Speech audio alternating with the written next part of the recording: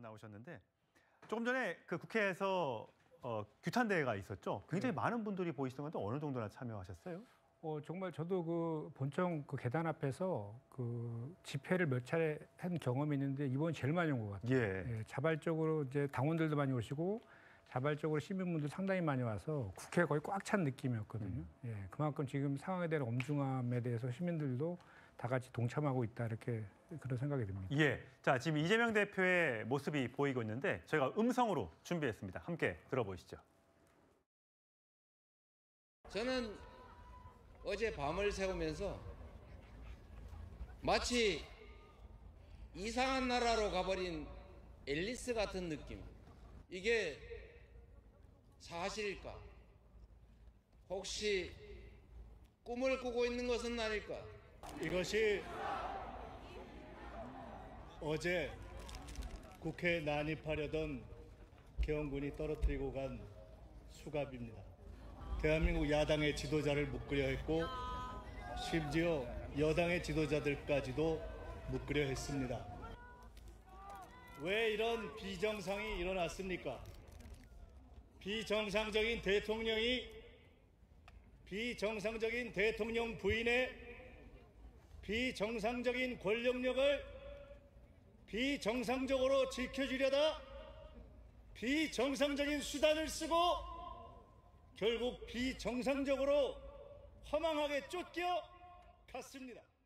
김현정 의원 어제 현장에 계셨던 거죠? 네네. 어떠셨어요? 그때 군인들이 들이닥치고 사실 본회의장 안으로는 진입을 못했던 거죠. 2층에 있었나요? 군인들이 들어왔었나요? 본청에 들어왔습니다. 그러니까 본청 바깥에 있었는데 아니 안에도 들어왔어요. 안에도 들어왔어요. 유리창 깨고 들어왔고요. 예. 아주 무장했던 군인들이 들어와서 본청까지 그래서 그 여당과 야당의 대표 그리고 국회의장까지 체포하려고 하는 그런 의도가 있었다라고 해서 좀 전에 그 집회 때 우리 김민석 최고가 수갑까지 그게 군인들이 흘리고 간 수갑이거든요. 그것까지 이제 보여주고 그랬었는데 저도 이제 갑자기 이렇게 비상계엄이 이제 발표가 된 다음에 제가 평택이 이제 지역구인데 평택에서 불이 났게 이제 올라가서 한 12시쯤 도착했거든요. 근데 못 들어가게 하더라고요. 그 경찰들이. 그래서 담을 넘어서 막 그 몸싸움하면서 겨우 이제 들어갔던 그런 적이 있는데 또 어떤 또 의원들은 또 신분증 보여주면 또 들어주기도 하고. 그래서 그 경찰과 그 계엄군들조차도 이게 지금 어떤 상황인지에 대해서 정확히 인지하지 못한 상태에서 막 그 질서 유지나 이런 것들을 막 그 자기들 역할을 하다 보니까 대단히 혼란스러웠던 그런 상황들이었고 의외였던 것은 이제 그 계엄이 해제되고 그 군인들이 돌아갈 때 저기 우리 시민들한테 그리고 우리 당직자들한테 아주 그 친절하게 인사하면서 죄송합니다라고 되풀이하면서 돌아갔거든요. 그만큼 이제 그 경찰이나 군인들도 어쩔 수 없이 이제 명령에 따라야 되지만 이 상황이 도저히 이해가 안 되는 그런 것이죠. 이게 바로 국민의 상식 아니겠습니까? 그래서 저는 왜 갑자기 이렇게 윤석열 대통령이 느닷없이 계엄을 선포했는지를 아무리 생각해봐도 상식적인 선에서는 이해가 안 돼요. 그래서 지금 저희 당의 이제 의원들이 그런 삼삼오오 그런 얘기를 하는데 지금 윤석열 대통령이 정상적으로 판단할 수 있는 상황이 아닌 거 아니냐라는 그 우려가 있는 거예요. 그래서 지금 이번에 비상계엄 선언한 것도 문제이지만 앞으로도 또 어떤 또 조치를 할지에 대한 염려가 대단히 있는 것이죠. 그래서 부득이하게 그걸 막기 위해서는 국민들을 위해서는 탄핵소추안 오늘 이제 발의를 좀 전에 지금 했고 48시간 이내에 자진 사퇴하지 않으면 그 탄핵 추진하겠다 이렇게까지 저희가 지금 가고 있는 것인데 그것은 윤석열 대통령이 스스로 자초한 것이다라고 생각하고 국민들의 안위와 그 나라를 국가를 위해서는 우리 야당 입장에서는 부득이한 선택이다 이 말씀까지 덧붙입니다. 자, 김현정 의원 법률가는 아니시지만 이거 여쭤볼게요.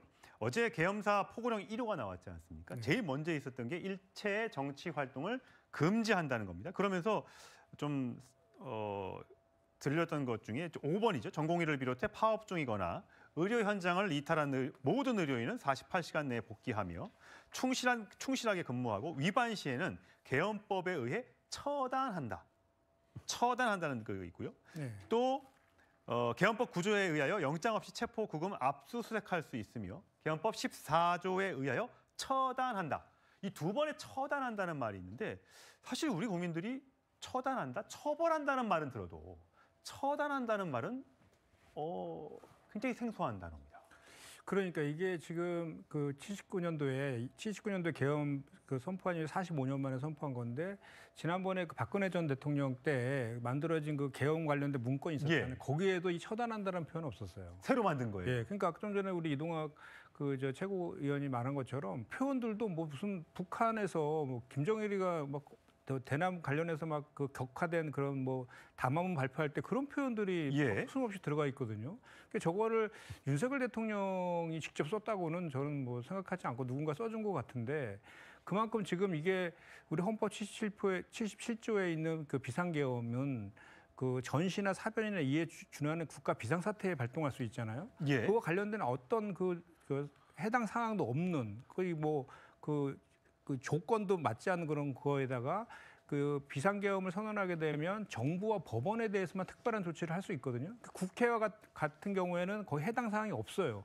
근데 그럼에도 불구하고 좀 전에 말씀하신 것처럼 그 포구령 1항에 보면은 국회와 뭐 지방의회 등의 정치 활동들을 다 금지시킬 거에다가 또 계엄군이랑 경찰들이 국회를 전부 다 쳐들어왔잖아요. 그 이유는 그 우리가 이제 그 아까 김용현 그 장관이 한 것처럼 국회에서 제적 가반수의 찬성으로 해제시킬 수 있음에도 불구하고 어떻게 우리가 뭐 그거를 모의하겠냐 이렇게 얘기했지만 예. 그게 거짓말이라는 게 확인이 된 것이 분명히 제가 그 현장에 있었지만 이런 느낌이 있었거든요. 그 표결을 저지할 수 있다라는 생각을 했던 것 같아요. 그래서 헬기를 통해 가지고 계엄군들이 좀 총칼 들고 무장한 군인들이 그 유리창을 깨고 본청까지 들어왔었거든요. 그 과정에서 그것이 이제 격렬한 저항이나 이런 것들이 있고 또 지금 계속 영상으로 실시간으로 다 이렇게 저게 촬영이 되니까 그런 것들에서 그 군인들이 정말 더 그 적극적으로 이렇게 덜해서 거기서 이제 그게 성공하지 못한 것이지. 예, 사실 여의도 국회에 시민들이 먼저 도착했고 네. 계엄군보다 먼저 도착해서 일단 계엄군이 그 경내로 진입하는데 시간이 걸렸어요. 네. 그래서 표결까지 이루어졌다는 얘기도 있거든요. 그러니까 시민들이 도와서 표결이 이루어졌다는 얘기를 하시는 분들이 계시더라고요. 그런 측면 분명히 시민들이 시민 의식을 반려해서 정말 자기 일처럼 먹고 총을 막 그렇게 손으로 막 그 잡고 막 이럴 정도로 자기 그 총탄이 날아올 수도 있는 위기 상황임에도 불구하고 정말 시민의식을 발휘해서 그런 측면도 있고 아까도 제가 잠깐 말씀드렸지만 그 계엄군과 또 경찰도 우리가 소위 이렇게 정말 비상계엄이고 그리고 긴박한 상황에서 하는 대처라든지 액션들 이렇게 보면은 그렇게 막 그 절박하지 않게 했단 말이에요. 거기에서 그 김용현 뭐 장관이라든지 윤석열 대통령이 거기 이제 본인들이 생각했을 때는 표결을 막을 수 있다고 생각했을 텐데 그 실제로는 진압하러 들어갔던 그 경찰이나 군인들이 적극적이지 않았다. 그 측면이 또 하나가 있을 것 같고 만약에 그게 그 표결을 막지 못해 실패한다 하더라도 정말 그 공포 분위기 조성해가지고 뭐 김건희 여사와 관련된 특검이라든지 최혜병 국정조사 뭐 이런 관련된 여러 가지 것들에 대해서 좀 그 야당에게 공포 분위기를 조성해서 적극적으로 하지 못하게 하는 그런 효과도 두 가지를 다 예. 노린 거 아니냐 이런 생각이 좀 들더라고요. 예. 박상수 대변인 보시기에는 사실 그동안 이재명 대표의 사법 리스크가 있고요. 물론 무죄를 하나 받았습니다만 1승 1패였고 또 항소심 가서 어떻게 바뀔지도 모르는 상황이었고 그래서 지금 민주당이 계속 주말마다 주최했던 그 집회, 장외 집회의 어떤 불이 잘 붙지 않는다. 국민들이 이미 2017년도에 박근혜 전 대통령의 탄핵 트라우마가 있기 때문에 아주 심대한 잘못이 아니라고 한다면 또 이재명 대표는 과연 그러면 정말 정권을 대체할 만한 깨끗한 사람이느냐 이런 부분에서 반신반의하면서 어떤 집회가 예상보다는 그렇게 호응을 못하고 있는 상황이었기 때문에 그런 측면에서는 윤석열 대통령에게 불리하지 않은 측면이 있었는데 오히려 이번 건으로 인해서 그 분위기가 완전히 지금 뒤바뀐 상황이 되지 않았습니까? 아무리 생각해도 그 이유를 모르겠습니다. 추경호 원내대표가 전혀 몰랐다 이렇게 얘기는 했지만 예. 그 본회의장에서의 그 정황을 보면은 좀 이상하긴 해요. 친윤 의원들은 당사에 있었다. 예, 왜냐하면 친한계 한동훈 대표랑 해서 주로 친한계 의원들 일부 중도에 해당하는 분도 한 두세 분 계셨던 것 같은데 대부분 다 친한계 의원들만 왔었고 18분이 그걸 찬성했잖아요. 그 18분 대부분이 다 친한계였고 그 친윤계 의원들은 없었거든요. 그렇다 보니까 또 이게 이 비상계엄을 발동한 그 이유 중에 하나가 표면적으로 뭐 탄핵을 남발하고 뭐 예산을 이렇게 뭐 저거 해서 그렇다라고 이렇게 얘기는 하고 있지만 실제로는 그 김건희 여사와 관련된 특히 최근에 주가 조작뿐만 아니라 이제 명태균 게이트와 관련해서 대단히 이기의식을 느끼고 그 특검에 대해서 친한계 쪽에서 혹시 그 특검에 찬성을 할 거라라는 그런 이제 뭐 느낌을 좀 받아서 그런 거 아니냐라는 그런 해석들도 좀 있거든요. 예. 그런 측면은 분명히 좀 느낌상으로는 좀 이상한 측면이 있습니다. 예. 군인들도 누구의 아들이고요. 선량한 우리의 시민입니다. 제대하면 일반 국민으로 돌아갈 분들인데 계엄령에 동원돼서 국회에 가서 저런 일들을 경험을 하게 됐으니까 참 국민의 또 자식을 둔 부모로서 굉장히 또 마음이 안타깝습니다. 예. 예, 그 탄핵 관련해 갖고 좀 한 말씀 좀 드려야 될 것 같은데 사실 그동안 여당에서도 그 국정 지지율이 거의 10%대로 떨어지거나 또는 각종 뭐 국정농단이라든지 공천 개입이라든지 주가 조작이나 등등해서 국민적 지탄을 받은 그런 일들이 정말 계속 연속적으로 있었잖아요. 거기에다 민생 경제도 정말 안 좋고 남북 관계도 파탄 났고 그러다 보니까 그 윤석열 정부에서는 이 정권을 유지하기 위해서 검찰이나 경찰, 감사원 등 사정기관을 동원해서 정권 유지 수단으로 쓰고 최근에는 급기야 그 우크라이나 전쟁까지도 국내 정치로 활용하려는 이런 단계까지 와 있는 거예요. 근데 그럼에도 불구하고 안 되니까 이런 정말 즉흥적으로 이렇게 비상계엄까지 이런 어떤 시민들은 술 먹고 술김에 했다라고까지 지금 얘기하고 있는 그런 상황 아닙니까? 이런 정상적인 국정운이 불가능합니다, 이제는. 그리고 국정 동력도 다 상실했기 때문에 대통령으로서의 기능을 한다는 것 자체가 국가적인 불행입니다. 그래서 이제는 여당 의원들도 그동안에 정말 뭐 윤석열 대통령 방어하느라고 고생 많이 했죠. 근데 이제는 그 선을 넘었습니다. 그래서 저는 걱정되는 것이 이러다가 또 국지전 벌여가지고 그 우리 헌법 77조에 전시나 사변 이해 준하는 비상사태 그거 요건을 맞춰가지고 또 비상 그 계엄 또 선언할 가능성도 있다. 추가 계엄령이 선포될 가능성이 있다. 가능성도 있다는 거죠. 왜냐하면 지금 저 윤석열 대통령이 이 정도 되면 그 계엄 해제 그 발표할 때도요 사과 한마디 안 했습니다. 그러면서 오히려 야당한테 더 큰 소리를 쳤어요. 앞으로 너네 또 이렇게 해봐라 이렇게. 그러면은 지금 현재 비상계엄을 한 차례 하는데 뭘 그 이상으로 못할 게 뭐가 있겠습니까? 그러니까 그것이 그렇게 됐을 때 얼마나 지금 우리 대한민국 그 국가라든지 경제에 심각한 그 상처를 입힐 거 아닙니까? 그래서 그런 차원에서 이제는 저 여당도 판단할 때가 됐다. 저는 그렇게 생각합니다. 만약에 탄핵안이 만에 하나 가결이 되고요. 이게 만약 헌재에 갔는데 헌재에서 기각이 될 수 있는 것도 확률이 있는 거잖아요. 만약에 그렇게 됐을 경우에 일부 지금 국민의힘의 오른쪽에 있는 그 지지자들은 헌재 가서 받아서 우리가 이기면 된다. 그러면 역풍이 불 거다라고 주장하시는 분도 계세요.